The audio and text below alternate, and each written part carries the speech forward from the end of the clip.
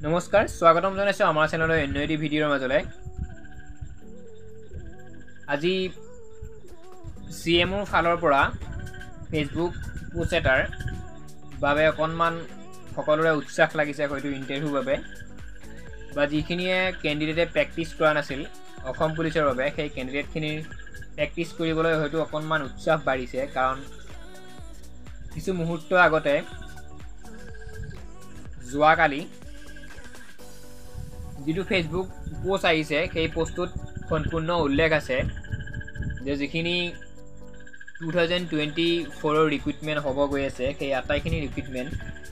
সেপ্টেম্বৰ মাহৰ পৰা ইন্টাৰভিউসমূহ অনুষ্ঠিত কৰিব হয়তো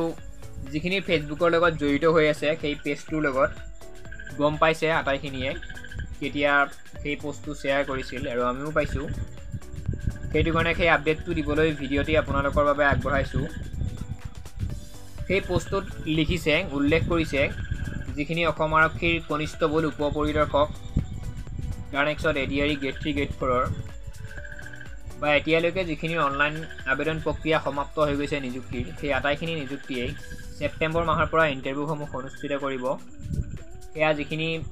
বিষয়ববীয়া আছে ইন্টাৰভিউ পাতিব লগা বা অসম পুলিচৰ যিখিনি বিষয়ববীয়া জনে আমাৰ ইন্টাৰভিউ ল'ব তেওঁলোকৰ লগত সিএম ছাৰে পুংখানুপুংখভাৱে আলোচনা কৰিছে যে সেপ্টেম্বৰ মাহৰ ভিতৰত ইন্টাৰভিউ অনুষ্ঠিত কৰিব হেয়া লাগিলে অসম পুলিচেই হওক বা এডিআৰি গ্ৰেড 3 গ্ৰেড 4 জিয়ে নহওক সেপ্টেম্বৰ মাহৰ পৰা ইন্টাৰভিউ পতাৰ আৰম্ভ কৰিব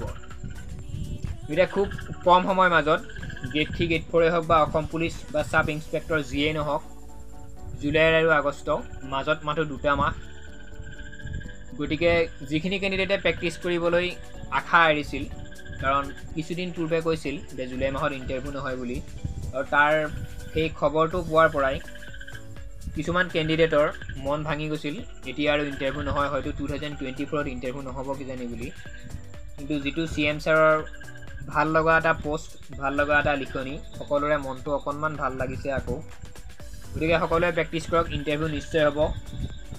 2024 ৰ ভিতৰত ইন্টাৰভিউ শেষ কৰিব আৰু 25 ত এপইন্টমেন্ট দিয়াৰ কথা সিএম ছাৰে ঘোষণা কৰিছে গতিকে তেওঁ যেতিয়া এবাৰ ইন্টাৰভিউ হ'ব বুলি আকৌ কৈছে ইন্টাৰভিউ হ'ব হেতু খাটাং যিসকলে প্ৰেক্টিছ কৰা বাদ দিছিল ৰানিং কৰা বাদ দিছিল তেওঁলোকে আকৌ প্ৰেক্টিছ কৰক ইন্টাৰভিউ হ'ব আপডেটটো ইমানেই আছিল যিসকলে ফেসবুকৰ লগত জড়িত হৈ আছে সেই পেজটিৰ লগত গোটেইখিনি বস্তু হয়তো গম পাইছে কোনে কি দিছে বা পোষ্টটো কেনে ধৰণে লিখিছে আমিও পাইছো সেই কাৰণে আপডেটটো আপোনালোকক দি দিলো আৰু ভিডিঅ'টোৰ জৰিয়তে এটোৱে ক'ব বিচাৰিছো যিখিনি ক্যান্ডিডেটে এতিয়াও প্ৰেক্টিছ কৰিব ৰৈ আছে বা মাজতে প্ৰেক্টিছ কৰা বন্ধ কৰি দিছে ইন্টাৰভিউ নহব বুলি তেওঁলোকক অনুৰোধ জনাইছো ইন্টাৰভিউ হ'ব প্ৰেক্টিছ কৰক পঢ়া শুনা কৰক মাজত দুটা মাহ জুলাই মাহটো আৰু আগষ্ট মাহটো গতিকে সোনকালে ইন্টাৰভিউ পাতিব আগতেও কৈছো মই আগৰ ভিডিঅ'ত সদায় ফিজিক্যালি প্ৰেক্টিছ কৰি থাকিলে হয়তো চাকৰি নহব তিনিওটা দিশৰ পৰা মানুহ ফিট থাকিব লাগিব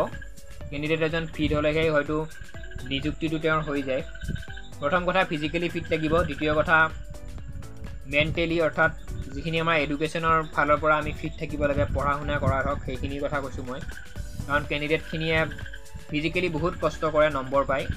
ৰিটিনৰ বাবে তেওঁলোকে অলপ কমকে পঢ়াৰ বাবে ৰিটিনত নম্বৰ কমকে পায় আৰু অকনমান নম্বৰৰ কাৰণে হয়তো তেওঁলোকৰ চাকৰিটো নহয় গৈ সেইটো কাৰণে কৈছো মই ফিজিক্যালি ফিট থাকিব লাগিব পঢ়িব লাগিব পৰীক্ষাৰ বাবে আৰু মেডিকেলিও অকনমান মেডিকেলটো এবাৰ হয়তো টাফ হ'ব অসম পুলিচৰ গম পোৱা মতে গতিকে তিনিওটা দিশৰ পৰা জনে সক্ষম হৈ থাকে সেপ্টেম্বৰ মাহৰ আগলৈকে তেওঁৰে হয়তো নিযুক্তিটো হৈ যাব গতিকে যিখিনিয়ে এতিয়াও ফিজিক্যাল প্ৰেক্টিছ কৰিব বাকি আছে তেওঁলোকে প্ৰেক্টিছ কৰক মই অনুৰোধ কৰিছো ইন্টাৰভিউ হ'ব তো আপডেটটো ইমানেই আছিল আগলৈ এনে ধৰণৰ খবৰসমূহ পাই থাকিবলৈ চেনেলটিৰ লগত জড়িত হৈ থাকিব চেনেলটি সাবস্ক্ৰাইব কৰিব ধন্যবাদ জয় অসম